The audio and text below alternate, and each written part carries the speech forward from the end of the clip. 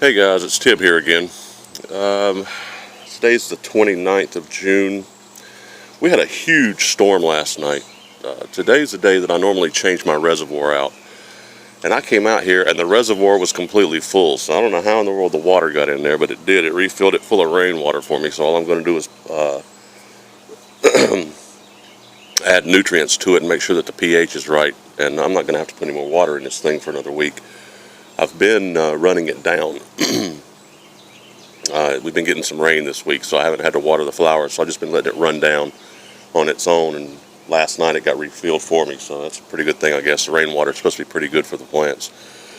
As you can see here, our beefsteak tomato is doing really well. It's continuing to branch out, really solid plant. I haven't seen any flowers develop on this yet. I did some reading into it, and this plant is a 90-day it takes 90 days for it to mature.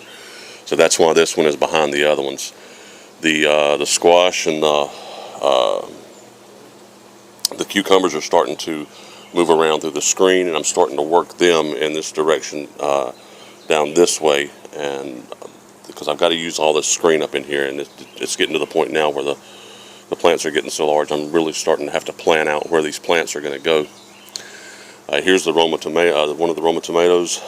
It has not put fruit off yet, but it is putting off flowers. It's looking really nice. It's spreading out well, beginning to get it tucked in and tied off, and I'm real satisfied with it.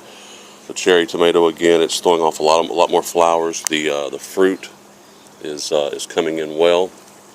We have a nice little 4 cluster here, and more flowers coming off of it.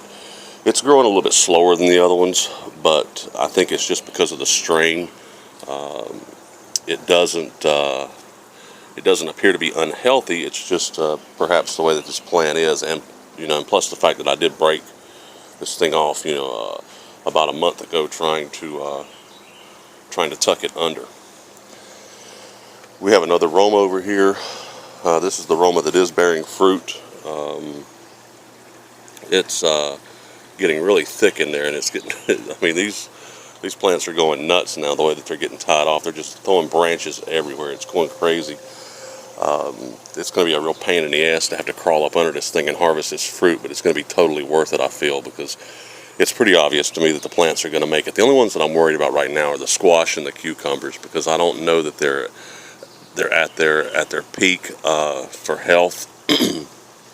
But this is one of the problems that you face when you have so many different plants in the rails like they are, and having different nutrients and whatnot. And it could be perhaps that the squash and the cucumbers don't like Aero, but I'm going to keep holding on to them and see what happens. I haven't seen any female flowers come off on them yet, so this is a thing that's really bothering me, but it is what it is. The jalapeno, I told you, I put up a note last week that the jalapeno was throwing fruit. I don't know if you can see that jalapeno growing right there. And then there's another one over here somewhere, over there.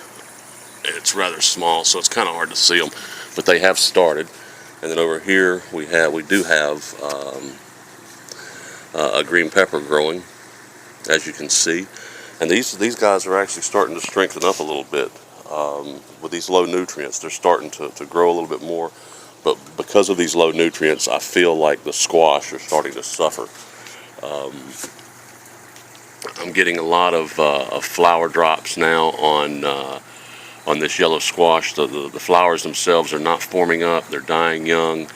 So I've got to find out what the problem is. There could be some kind of root rot going on in the bottom of this thing that I'm not aware of, but I'm not showing any kind of algae or anything like that through the system, so I don't know what the problem is yet. I'm just going to have to keep an eye on it. If I lose them, I lose them.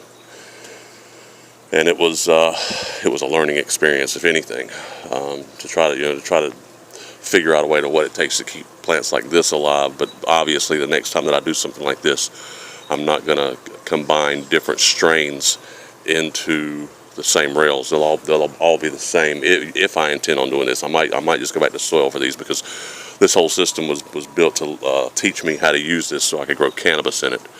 So that was what the whole goal was. Everything's basically looking really nice. Like I said, the plants got beat up last night like a son of a gun. There's dirt 2.5 feet up the side of the house here. It was a terrible storm. It knocked a bunch of stuff down here.